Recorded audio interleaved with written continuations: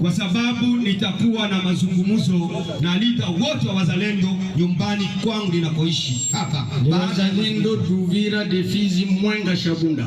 Wazalendo ambao wa Uvira waliotoka Fizi, Mwenga na Shabunda, wote nitakuwa nao mazungumzo. Le monde vous dit merci. Dunia nzima inawashukuru wazalendo. Les yeux du monde entier sont braqués à Uvira. Macho ya ulimwengu mzima yako yanaangalia Uvira hivi. Et c'est Uvira qui va libérer Bukavu et Goma. Na Uvira ndio itakomboa Bukavu na Goma. C'est Uvira qui va libérer Bukavu et Goma. Uvira ndio itakomboa Bukavu na Goma. C'est parmi ma mission.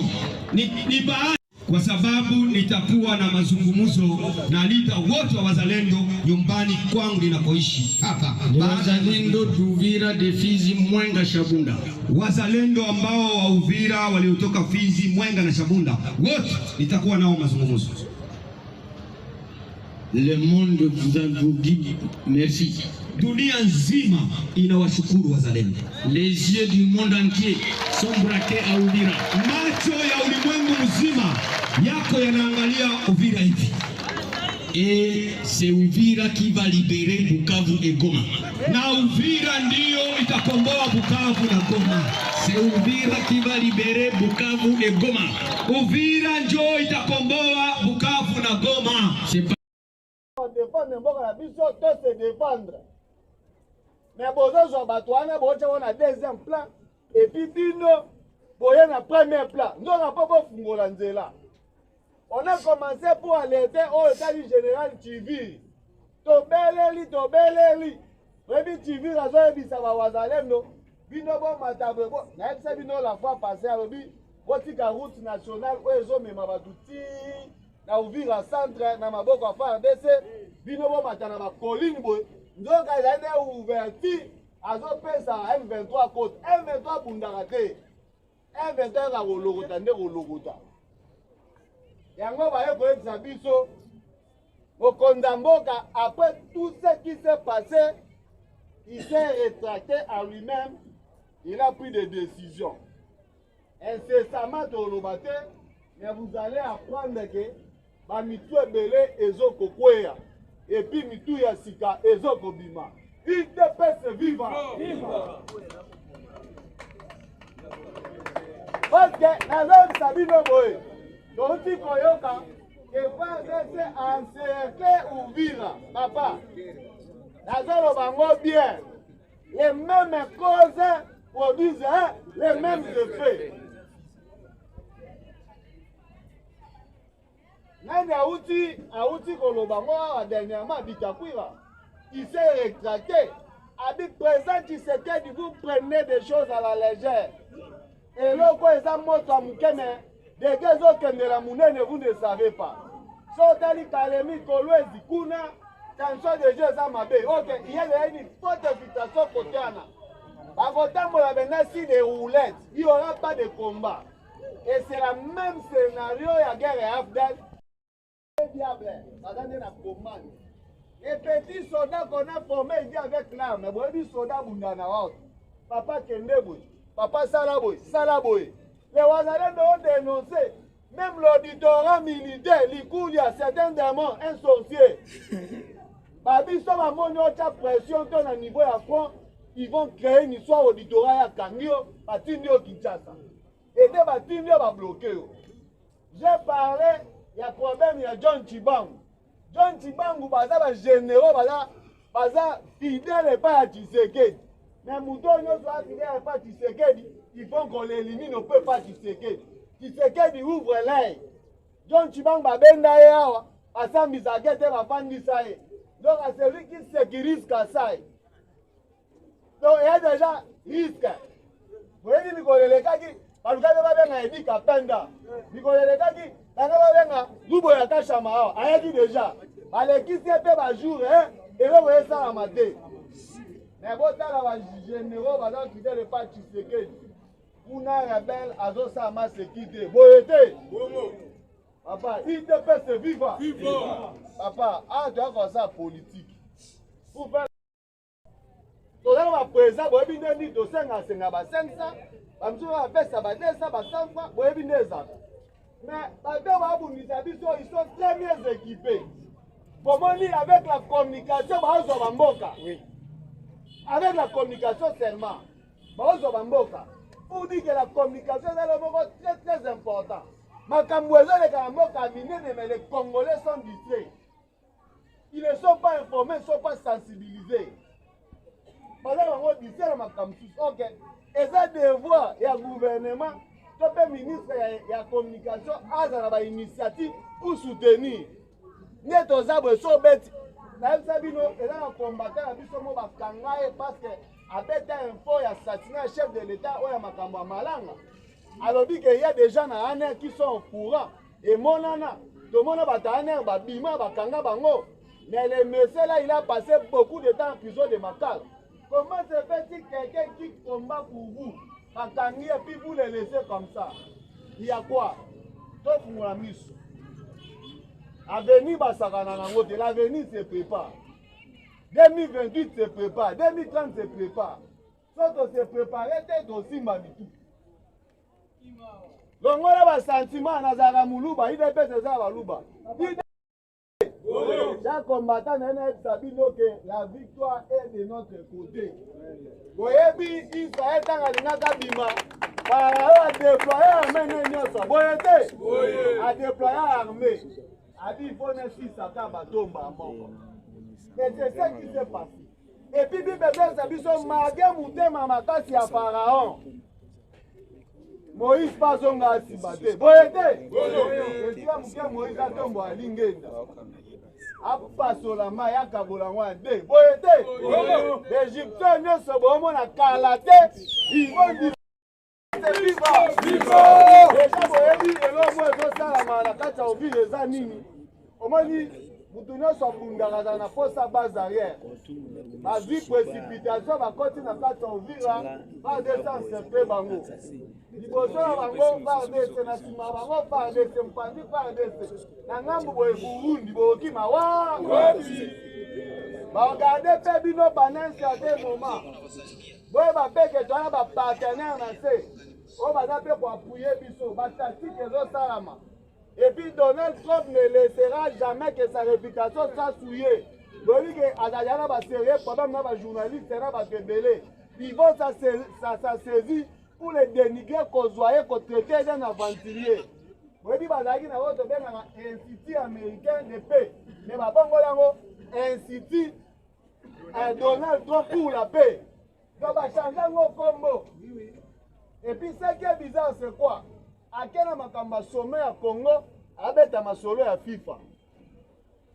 Et puis président ya FIFA ayo pesa ye coupe pour na paix oyo ya pesi na Congo. Akena makambo ya FIFA abando beta masolo à Congo. Donald Trump abige tozaki na 6 millions de morts, abati na 10 millions de morts. Abi lelo on a plus de 20 millions de morts, on suppose que c'est dépassé la makambo FIFA abeta makambo ya Congo. Pour dire que eza na makambo ezosala combattant kozala mutu ozoka bioka yoka te. Un politicien il a des nerfs solides.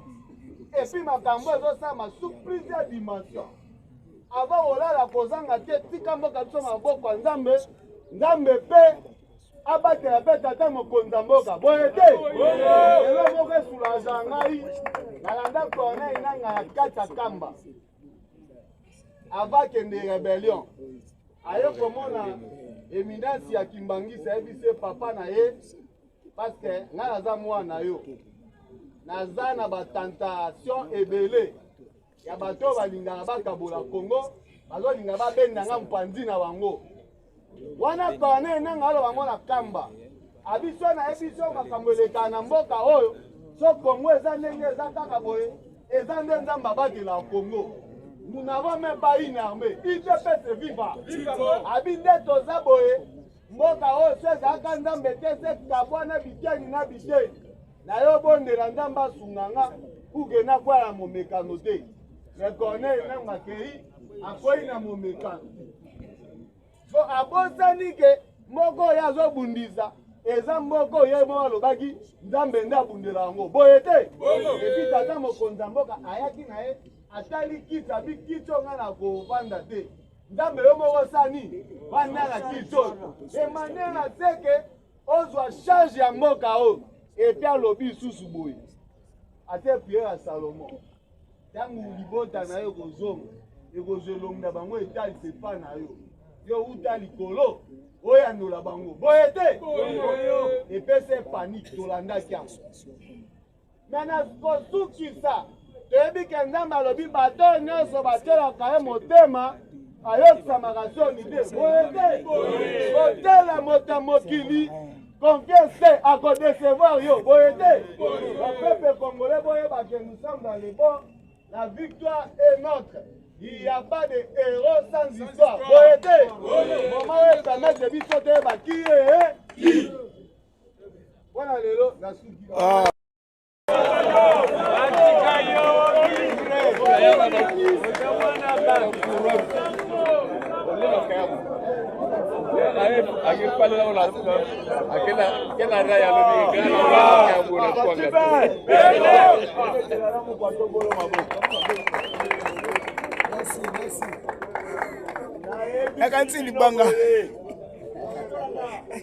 Maye oyo ezali koleka lelo na mboka na biso na partie est ezali victoire ya République démocratique du Congo.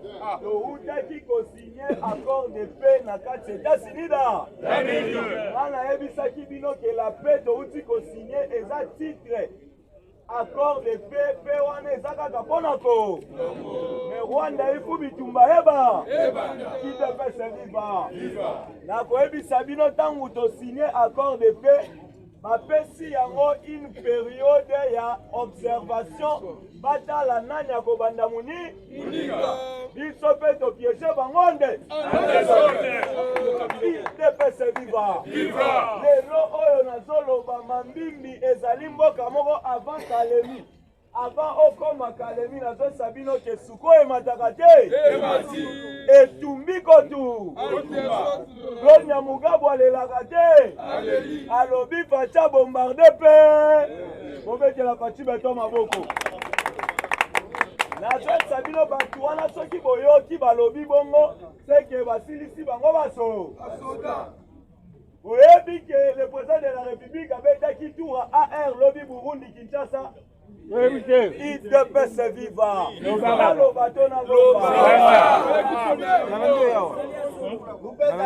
Lobby, le chef de l'État avait dit à R. Aller-retour. Président avait dit à R. Il y a Burundi Kinshasa. Dans wakomi na kati ya Burundi. Ndoka bazozela ye kuna na ba président mibale. Oyo ya Tanzania na ya Burundi. Bafandi basololi pour la sécurité à 3 pays. Oh, Naishimie, avant ayamba chef de l'État, benaki déjà ambassadeur nyo. Aebisi bango guerre ya RDC, aebiso nyo. Organisation na kotala ngona mi. Fachibe. Il te fait se vivre.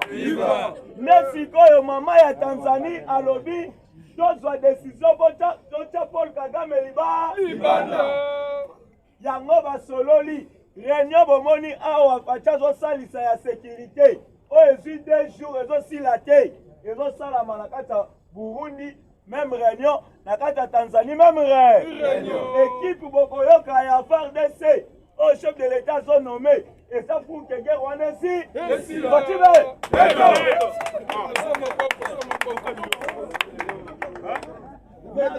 Sabino ke macho yo Paul Kagame bakangeli boko na saki parce que tango akendaki asinyaki biloko oyo Donato balobaki tango signé awa mokili mobimbe siko ifuto tala banani oyo bakosala desordre na mboka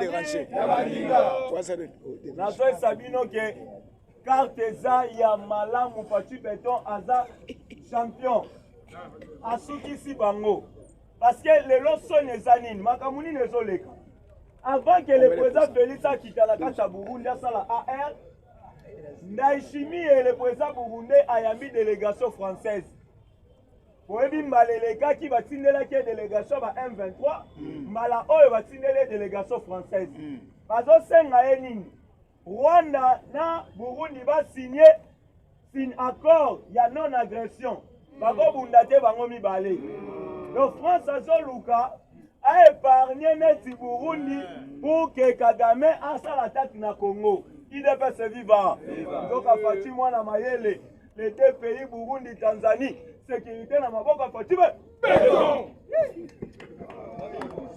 IDPS viva sikoyo na chimie atali masoki na vivaka awa babetanga coup d'état mbele naza deja libanda eza nde tika tezosalake na banda aesi baponse humbuka bobetela fati bato maboko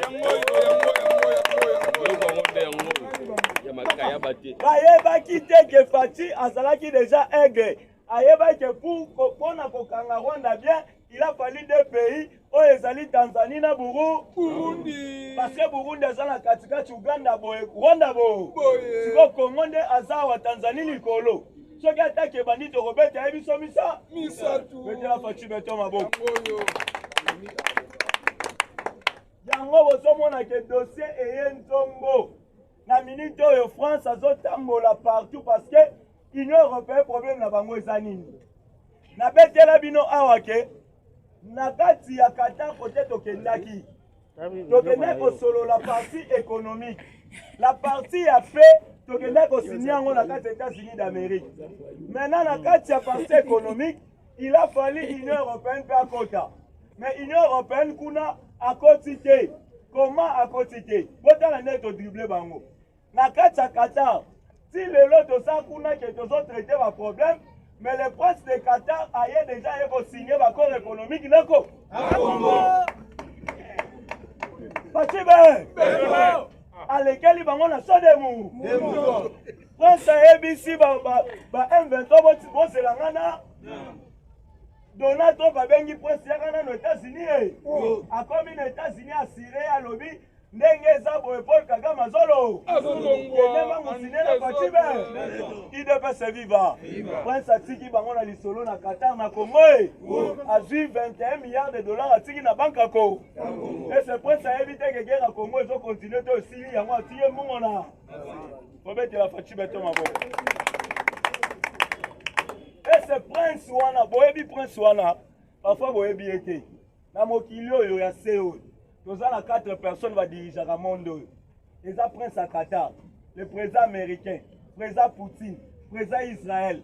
Ceux qui vont lobby oui ou non, mais quand lobby yango ko sala. Pourquoi Donald Trump a béni et pembeni na ye? Na kati ya monde, nous avons deux pays grande puissance économique. Il y a la Chine et Qatar. Bango mi bale wana nde bazo nyoko la monde. États-Unis biso to benga e Qatar te. Fatia benga États-Unis ya kosoma minéraux na Congo. États-Unis lobi nga naza na mbongo te. Parce que l'État américain est pauvre. Na Amérique watu wana mbongo nde ba individu. C'est un pays de capitalistes. Donc mutu moko aza na mbongo koleka l'État. Force Amérique yango wana. Mais sikoyo accord to signé les États-Unis, c'est l'État et l'État. Toni ko signé l'État na ba individu. Yango Donald Trump akesenga apport abendi Qatar yaka pembe na biso. Biso to zaloko ba commission. Kabosana. Betela pati beto maboko. Ne yango bomoni prince de Qatar aye awa atiki 21 milliards de dollars. Banda monde banda na Afrique na Rwanda tika 2 milliards. Si boyo kaka gangela ka Rwanda wana 2 milliards. Na Congo bozolo ba guerre aussi la te ezo continuer aye kotika 21 milliards de dollars. On a vu Sabino que guerre ici, IDPS viva. Parce que tant que qui na Rwanda, a ebisaki Paul Kagame naza lisusu na mbongo ya kofinanse te po bundala na République démocratique du Congo. Yo mutu ngande na banda kofinanse yo po pesanga ba minere. Mena ba minere wana Fati beto zinga atenga commissionnaire ya ba minere yo sako. Ya Congo. Pour que te kama libanda ngai funa luka muta somba ya. IDPS viva. Ebisaki bino memba nzela na biso nyonso zotongama awa. L'État congolais zo bimisa mbongo te. Boko tonga ngoti na suka soke esili ba propose ona mbongo na minéraux po nini soko lingi mbongo okenaka bazwi mbongo bapesi Katara yeko exploiter ka mine Katibe yango maboko IDPS viva yango eloko ezosala ke na ba généraux na ba administratif balingi Tshisekedi po akangiki moyibi na ba IDPS viva Katibe to bloquer bango détournement banda ibanzela nyonso bozoyo oyo suba détourner nzela boye ezosala malembe po bazwaka na pointage Babi Kenzelo soye sili dans 2 mois comme ici. Il faut tomber dans une année pour voir pour ça. $10 chaque jour. Tu filmes bateau toi mine. Pas-tu bien? Bakolia na mutoki na ba. Na esa ki bango mutu na mutoko pona musala na. Jama kabunda ndimaki za 500 giga. 520 giga yeye tokomisa 520 me. Nega. IDPS viva. Pas-tu bien? Mutu na mutu akoluka oyo kopu oyo ya ye mubero ayeyo azwi bible na lipeka ye abandi musala kote kamera azwi badosie kampise IDPS viva Fachibe tere ezotikala mpona Fachibe kobetele na maboko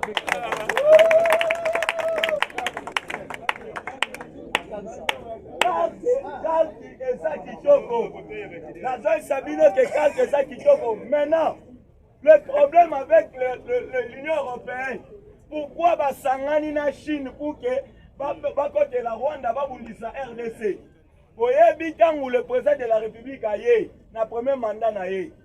Na 2019 tangu Facha kutana na Donald Trump. Bapesa ki Fachi ba condition mibale. Et l'autre ni Facha kosala pour que Donald Trump a ses confiance. Ya liboso abenga na ba chinois nako na Congo. Ya mibale baka mwana na Kabila. IDPS viva. Fachi bata yo ki Donald Trump a dimi na biwa Donald Trump a che micro alobi je vais déboulonner le système ka. Kabila. Na Fachi bata maboko. Tango salami bongo Fachi pe apesi bango bako. Alobi nga pe afana signé na bino. Il a fallu M23 à la Liban. Sécurité à peuple congolais. IDPS viva. Là on va faire ça ni ma condition. Ba ABC Fachi pourquoi ba esa Fachi kabwana na Kabila?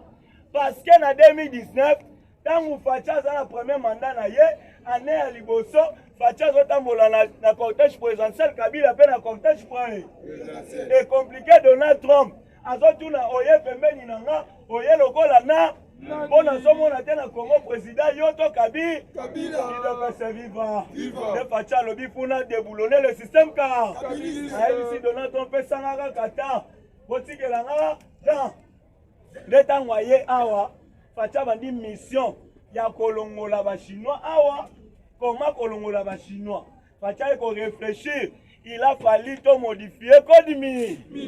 IDPS viva. Dans la société, nous sommes mikanda. La première entreprise de Zongisaki est une entreprise américaine. Dans la bâtiment, tout puissant va Zongisi. Et bon, biso ba chinois to zelani. Ba chinois va Zongisaka te. Les partis béton à lobby à partir à l'élo. Minéral Congo côté comme lisusu IDPS viva Facha sali voyage na Chine akeko funda ba société chinoise so basalaki awa basinyaki contrat na Kabila boye bakobanda ko verser 7 milliards de dollars par an na Congo et bakotonga banzela partout na Congo nzoka bayiba ka minéraux na Congo ya 19 milliards par an batongi pe Congo te et 7 milliards pour les bâtiments na banque à Congo va faire ça la Kabi IDPS viva Fachi beto lobaki o aliaki mbongo mboka kozongisa ya bapeche na lobaki mbongo basobo mbeza ebino bakozongisa ya otuna nga bashina bazozongisa mbongo wana pona ndi na ndenge ni IDPS viva Fachi ki akutana Xi Jinping président chinois ayebisi tala makambo ba chinois basali na Congo bazwi basigner contrat que bando tonga Congo bazwaka minéraux et va verser 7 milliards na caisse à Congo tuna bango va verser bango la caisse ni babimisa ba document bango ba lobby to pesa pas Joseph Kabila président ya Chine abotoli ba société ana nyonso ba licence akangi ba mbongo na ba alobi bokende kosisa misala nyonso na Kongo kozwa mbongo na bino so misala na esi basengi babie bongo mbongo na biso tobandaki kopesa Facha alobi bobimisa muka oyo tobandaki kopesa Kabila Facha alobi bolanda Kabila idepesa viva nde bozomona banzela oyo nyonso baroute nationale numéro 1 lokola rocade ezo baluka Kinshasa bachinois bazotonga ngofe obetela Fachi beto maboko lokesakana Tshisekedi atie monde contre mire ntango Tshisekedi abimisi bachinois bazongi mboka na bango Donald Trump comme amona ke Chine ezomata aza puissance économique azomata pe na matuza na arme pe azoke musika maintenant il a fallu États-Unis achela eba pourcentage économique boyokaki achelaki bango 39% oyo Chine alelaki pour qu'à fragiliser l'économie à Chine et côté au Congo abenga na bango bazo minéré na marché mondial babu betela Fachi beto maboko guerre économique ne sikoyo yango ba chinois bakomi na ka ne ba européen siko par na bango bayaki koluka ngona nu awa na nzela ya roi belge ayaki na 50 investisseurs awa na 2019 aye kokuta na président Félix au par Europe pour na code minier biso ba européen to sengi etikala ka 85% pour l'Europe ba congolais 15% Facha lobi lubu soki bolingi te bobi babimaka te ntango bakei siko tokomi na discussion na Doha roi belge alongwe Belgique na Doha akomi kuna Donald Trump atali boyo kolukani abengi badirige européen nyonso na maison blanche alobi pendant 30 ans bozalaki wapi bazoboma bakor boza minimi minere na mini to borokota kopo oyo yango Donald Trump abengaki Poutine yaka pe abengi Qatar zala abengi Israel yaka République démocratique bango yaka ye moko dimona bate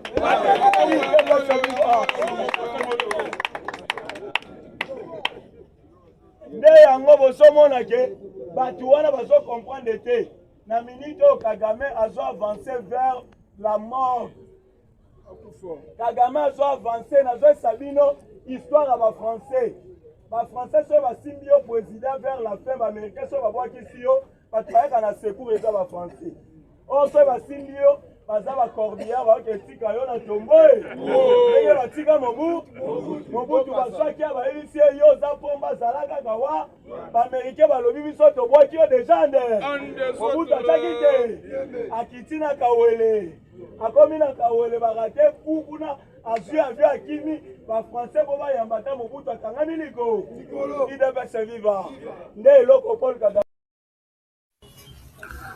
Merci de nous rejoindre sur Afro Info 243 pour être informé de la situation sécuritaire de l'Est de la République démocratique du Congo. Mardi 9 décembre 2025, nous allons nous rendre dans l'Est de la RDC où les combats se poursuivent entre l'armée rwandaise et l'armée congolaise dans la province du Sud Kivu comme celle du Nord Kivu. Mais on commence d'abord dans le Sud Kivu pour voir la situation sécuritaire qui prévaut sur l'axe Luvungi, également Sange, Kiliba, vers même la ville d'Uvira, puisqu'il y a beaucoup d'informations qui circulent sur les réseaux sociaux qui contrôlent cette partie, qui contrôlent cette entité-là. Nous commençons d'abord par cette information qui circule d'abord sur les réseaux sociaux concernant l'agglomération de Kiliba. Kiliba qui est une agglomération qui se trouve à une dizaine de kilomètres de Uvira centre. Vous verrez sur plusieurs chaînes également la situation qui prévaut sur l'axe Luvungi, Kiliba, Sange et voire même la ville d'Uvira. Alors, nous sommes mardi 9 décembre 2025. Il est en train de sonner 11h10 dans le site Kivu. Contrairement aux rumeurs qui circulent, aucun rebelle du M23 n'est présent dans la localité de Kiliba. Je vais vous montrer d'abord la cartographie. Kiliba, vous verrez très bien Chibitoke. Là, nous sommes au Burundi, alors qu'il y a Kamanyola. il y a Luberizi, il y a Kiliba. Contrairement aux rumeurs qui circulent sur les réseaux sociaux, que les rebelles du M23 seraient déjà à Kiliba, c'est faux, c'est une fausse information d'abord. Vous devez retenir cet éclateur d'Afro-Info DSA43, des témoins fiables, des témoins contactés ce matin, fiables affirment chez nous que la situation est calme, bien que de nombreuses personnes traversent la frontière pour chercher refuge au Burundi. Aucun rebelle n'est ici à Kiliba. Nous sommes sous contrôle des forces armées de la République démocratique du Congo et les Wazalendo. Oui, hier, il y a eu quelques coups de feu pendant la nuit, mais c'est devenu normal. Chaque jour, on attend des rues et des tirs. Témoigne Calvé Mukoloka, directeur de la radio Onde FM de Kiliba. Vous devez retenir qu'une grande inquiétude règne face à la possibilité d'affrontement à tout moment, car la coalition RDF 23 est donc est en train toujours de bombarder ou de tirer partout, même dans les zones densément peuplées. Toutefois, la situation reste calme ici à Kiliba et même paisible à Uvira, bien qu'on observe l'arrivée massive des réfugiés dans cette ville frontalière de Bujumbura, la capitale économique du Burundi. Témoigne des témoignages de Ziga Mutabwe, d'ailleurs un habitat de la place. Nous nous sommes bien réveillés et tout va bien ici, même si nous vivons dans l'insécurité, car le village de la plaine de Ruzizi, il y a des combats qui se sont passés. Je tiendrai informé de l'évolution, chers journalistes. Témoigne Tony Magaruka. Voilà, c'est ce que vous devez retenir. Donc, concernant les informations d'Ekiliba, où il y a les rebelles du M23, donc, laissez à faire paniquer les gens. Donc, vous devez laisser à vous, il y a des gens qui sont là seulement pour faire paniquer, pour informer les mensonges. On dirait qu'ils vont gagner quelque chose. En tout cas, les FARDC sont bel et bien au niveau d'Ekiliba. Il n'y a pas jusque-là des affrontements signalés sur l'axe Luvungi, également Sang et Kiliba. Et nous venons à peine de contacter aussi un habitat de Sang. Il y a la présence des résistants Wazalendo du côté de Sang, du côté de Sang également Kiliba. Ce sont les forces armées de la République démocratique du Congo qui occupent toutes ces agglomérations. Donc, méfiez-vous en tout cas. Et ce matin, la ville d'Uvira, les activités tournent très bien. Et d'ailleurs, les gouverneurs Jean-Jacques Pourousse et le professeur est là. Ce matin, des images, on peut voir même de Jean-Jacques Pourousse qui est au niveau d'Uvira. Effectivement, de faire le point avec les membres du Conseil de sécurité. Et dans ce Conseil de sécurité, nous avons discuté essentiellement de la situation sécuritaire dans la province du Sud Kivu pour ces 2 dernières semaines. Et là, nous tenions tout d'abord à rassurer la population pour dire que la province tient le coup et que les membres du Conseil de sécurité font leur travail.